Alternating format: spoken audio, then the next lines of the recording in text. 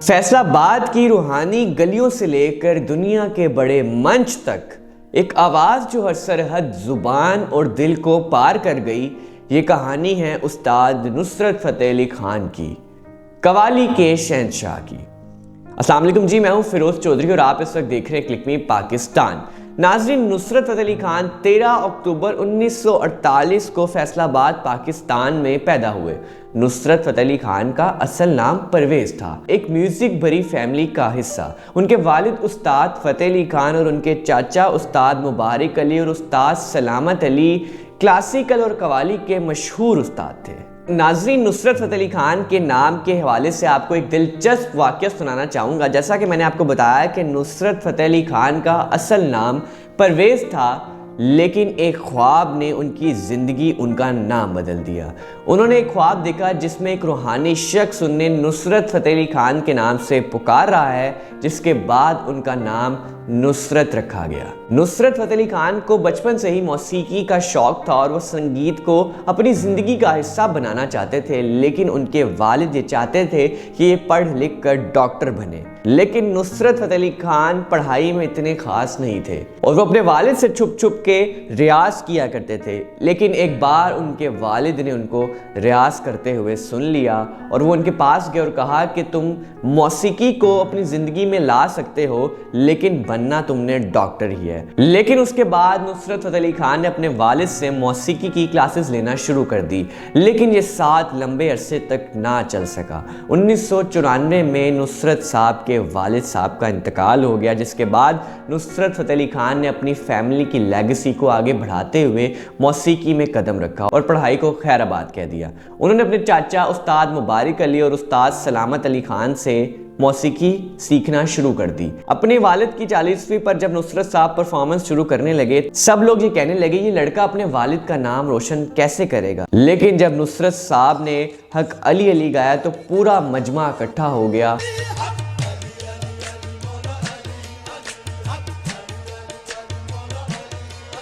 ये वो दिन था जब नुसरत फ़तेह अली खान का कवाली का सफ़र शुरू हुआ। फैसलाबाद में मौजूद रहमत ग्रामोफोन ने उनको पहली बार मुतारिफ करवाया और नुसरत साहब ने अपनी सारी कवालियाँ वहाँ पर रिकॉर्ड करवाईं। देखते ही देखते नुसरत साहब तरक्की की मंजिलों को अबूर करते गए और उनकी कवाली द मस्त कलंदर मस्त ने नुसरत साहब को एक अलग मुकाम और मर्तबा दिलवाया। नुसरत साहब की बनाई हुई कवालियाँ पाकिस्तान की गली गली में गूंजने लगी और कोई ऐसी गाड़ी, ट्रक या रिक्शा नहीं होता था जहां नुसरत साहब की कवालियां ना चलती हों। नुसरत साहब लगे रहे और मेहनत करते रहे, यहां तक कि इतनी मेहनत की कि वो अमर हो गए और ना सिर्फ फिर पाकिस्तान में बल्कि सरहद पार उनकी आवाज़ हिंदुस्तान भी पहुंच गई। 1980 में नुसरत साहब को पहली बार हिंदुस्तान में इनवाइट किया गया। ऋषि कपूर जो कि बॉलीवुड के मशहूर अदाकार थे, उनकी शादी में नुसरत साहब की परफॉर्मेंस करवाई गई। लेकिन जब यहाँ से नुसरत साहब वहाँ पहुँचे तो वहाँ लोग ये कहने लग गए कि पाकिस्तान से नूरजहान को बुलाते,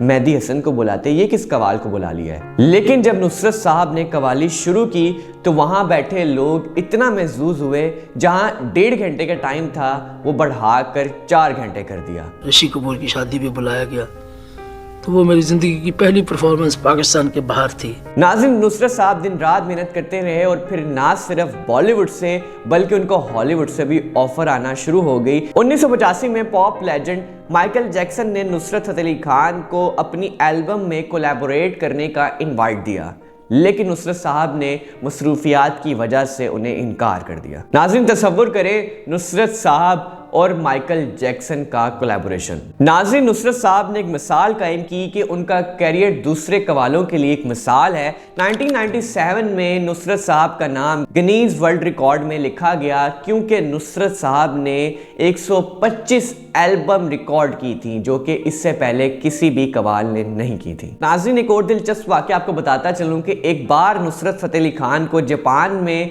कॉन्सर्ट के लिए इनवाइट किया गया और जब नुसरत फ़तेह अली खान वहां पहुंचे तो जापानीज ऑडियंस जो कि उर्दू नहीं समझती थी, वो नुसरत साहब की आवाज़ के जादू में इतना खो गए कि उन्होंने पूरा वक्त नुसरत फ़तेह अली खान को स्टैंडिंग ओवेशन दिया। उस दौर में जो काम हमारी हुकूमतें नहीं कर पाई वो काम नुसरत फ़तेह अली खान ने कर दिखाया। उनकी आवाज़ ने दोनों मुल्कों को एक सफ में लाकर खड़ा कर दिया। नुसरत साहब की आवाज़ ने ना सिर्फ हिंदुस्तान की आम आवाम को बल्कि हिंदुस्तान के सियासतदानों, अदाकारों और वहाँ के गाने बजाने वालों को भी अपना दीवाना बना दिया। एक फिल्म कच्चे धागे जो कि अजय देवगन की फिल्म थी, उसके म्यूज़िक डायरेक्टर बख्शी साहब ने नुसरत साहब को इन्वाइट किया और कहा कि गाना बनाते हैं। नुसरत साहब पाकिस्तान से हिंदुस्तान चले गए और वहाँ एक होटल में जा ठहरे। बख्शी साहब ने नुसरत साहब को कॉल की और कहा कि आप मेरे पास आ जाएं, लेकिन उस वक्त नुसरत साहब की तबीयत बहुत ख़राब थी। उनकी टीम उनको उठाकर एक जगह से दूसरी जगह ले जाती थी। बख्शी साहब समझे कि नुसरत साहब बहुत इगोइस्टिक हैं और वो ये चाहते हैं कि मैं उनके पास जाऊं, लेकिन नुसरत साहब का हरगिज़ मकसद ये नहीं था। नुसरत साहब वहाँ नहीं गए और बख्शी साहब भी नुसरत साहब के पास नहीं आए। नाज़रीन, जब नुसरत फ़तेह अली खान ने कुछ कंपोज किया और चेक करने के लिए बख्शी साहब को भेजा तो बख्शी साहब पहले ही गुस्सा थे, उन्होंने उसको रिजेक्ट कर दिया। फिर जब बख्शी साहब ने गाना लिखकर नुसरत साहब को भेजा तो नुसरत साहब ने कहा कि बख्शी साहब इसमें दम नहीं, कुछ और लिख कर भेजें, और ये सिलसिला तकरीबन 20 दिन तक चलता रहा। फिर नुसरत साहब ने हिम्मत करके अपनी टीम से कहा कि मुझे उठाकर बख्शी साहब के पास ले चलो। बख्शी साहब को कहते थे कि आप आइए, हम गाना बनाएंगे, बिकॉज वो ट्रैवल नहीं कर सकते थे, वो गाड़ी में उस वक्त फिट नहीं आते थे। बख्शी साहब को लगा कि यार ये वहाँ से आया है, इसका बहुत बड़ा ईगो है, तो ये मेरे यहाँ क्यों नहीं आ रहा। नुसरत साहब जब अपनी टीम के साथ बख्शी साहब के पास पहुंचे तो नुसरत साहब की टीम ने नुसरत साहब को उठाया और फर्स्ट फ्लोर ले गए, और वहां जाके जब बख्शी साहब का दरवाज़ा नॉक किया, बख्शी साहब बाहर आए और उन्होंने जब नुसरत साहब की हालत देखी तो वो शर्मिंदा हो गए। उन्होंने सोचा कि मैं इनके बारे में बहुत गलत सोच रहा था। फिर बख्शी साहब नुसरत साहब के साथ उनके होटल आ गए और फिर उन्होंने इकट्ठे मिलकर गाने कंपोज किए। नाज़रीन, नुसरत साहब जब ज़िंदगी के आखिरी दिनों में थे तो उन्होंने सोचा कि अपने फैंस के लिए एक और परफॉर्मेंस बनती है। उन्होंने एक और गाना बनाया जो कि आज तक बहुत मकबूल है। वो गाना है तुम्हें दिल लगी भूल जानी पड़ेगी। नाज़रीन, 16 अगस्त 1997 को सिर्फ 48 साल की उम्र में नुसरत साहब इस दुनिया से चले गए, लेकिन उनका म्यूज़िक रूह और दिलों में आज भी जिंदा है। अब वो नहीं है, इसका बहुत अफसोस है कि एक अच्छा इंसान नहीं रहा, और एक ऐसा इंसान जो कि हमारे पड़ोसी मुल्क पाकिस्तान का था लेकिन हमारे मुल्क से दोस्ती के ताल्लुकात रखना चाहता था, और उसके दिल में हिंदुस्तान की बहुत इज्जत और बहुत मोहब्बत थी। खान साहब हमारे साथ नहीं रहे तो उनकी कॉम्पोजिशंस हमारे पास पड़ी हैं। गुलजार साहब लिरिक्स लिख रहे हैं, अब हमारे को उनकी आवाज़ नहीं हो। मैं अपने आप को उनके सामने बहुत छोटा समझता हूँ कि मैं उनके बारे में कुछ बात भी करूँ, क्योंकि ही वाज टू बिग। नाज़रीन, ये वो आवाज़ थी जो वक्त, सरहदें और मज़हब पार कर गई। नुसरत फ़तेह अली खान, कवाली का असल शहंशाह।